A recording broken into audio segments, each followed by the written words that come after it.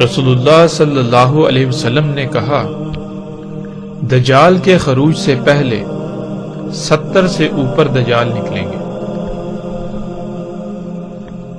رسول اللہ صلی اللہ علیہ وسلم نے کہا، میری امت میں 27 کذاب اور دجال ہوں گے، ان میں 4 عورتیں ہوں گی۔ رسول اللہ صلی اللہ علیہ وسلم نے کہا، اور نہیں قائم ہوگی ساتھ حتیٰ کہ کھڑے ہوں 30 سے قریب دجال۔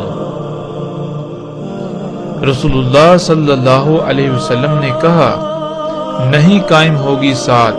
حتیٰ کہ نہ نکلیں 30 دجال کذاب۔ رسول اللہ صلی اللہ علیہ وسلم نے کہا، اس میں کچھ شک نہیں کہ 7 سے پہلے دجال ہے اور دجال سے پہلے کذاب ہوں گے 30 یا زیادہ۔ رسول اللہ صلی اللہ علیہ وسلم نے کہا، اس میں کچھ شک نہیں دجال سے پہلے 76 دجال ہوں گے۔ ناظرین، ان تمام روایات کو سامنے رکھنے سے جو بات واضح ہوتی ہے وہ یہ کہ رسول اللہ صلی اللہ علیہ وسلم نے کسی ایک مخصوص دجال کا ذکر نہیں کیا، بلکہ رسول اللہ صلی اللہ علیہ وسلم نے ایک سے زائد دجالوں کا ذکر کیا، لیکن ان میں ایک دجال وہ ہے جو قیامت الساعۃ کے قریب آئے گا۔ اس کے علاوہ جتنے بھی دجال تھے، خواہ ان کی تعداد 76 ہو، 70 ہو،